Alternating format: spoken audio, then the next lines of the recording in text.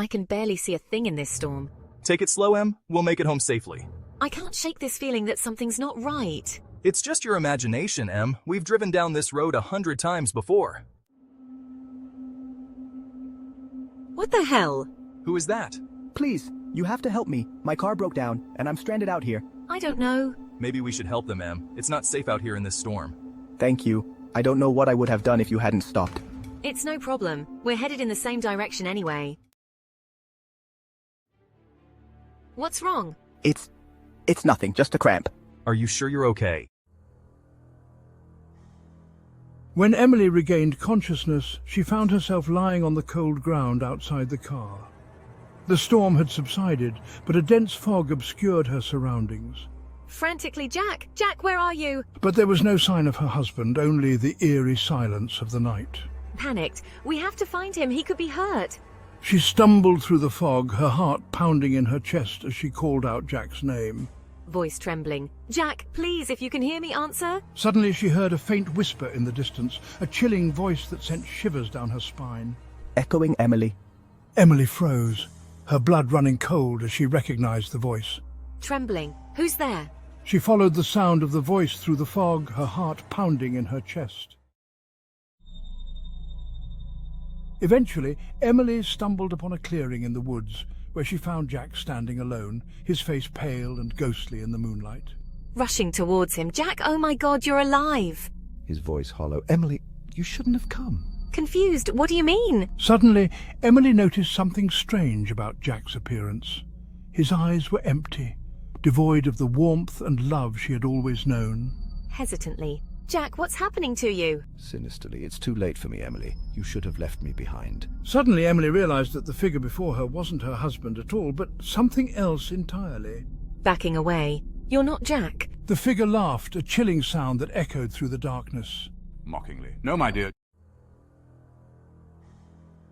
Emily ran through the woods, her heart pounding in her chest as she desperately tried to escape the sinister figure that pursued her. Emily gasping for breath. This can't be happening. Suddenly she stumbled and fell to the ground, her hands clawing at the earth as she tried to pull herself up. Emily screaming, "Help me! Someone, please help me!" But there was no one to hear her cries, no one to save her from the darkness that enveloped her. The last thing Emily saw before the darkness consumed her was the figure standing over her, its eyes gleaming with malevolence. And as the night stretched on into eternity, Emily knew that she would never escape the horrors that awaited her in the darkness. Emily continued to run blindly through the woods, her breath ragged and her muscles aching with exhaustion. The trees loomed over her like twisted sentinels, their branches reaching out to ensnare her. Emily, whispering to herself, "I have to keep going, I can't let fear consume me." Suddenly she heard a faint sound echoing through the darkness, a mournful wail that sent chills down her spine. Emily, stopping in her tracks. What is that?" The wail grew louder, filling the air with a sense of dread as Emily realized it was coming from all around her. Emily panicked. No, this can't be happening." But no matter how fast she ran or how far she fled, the wail followed her, haunting her every step. Emily, tears streaming down her face. "Please, someone help me." But there was no one to answer her pleas, no one to...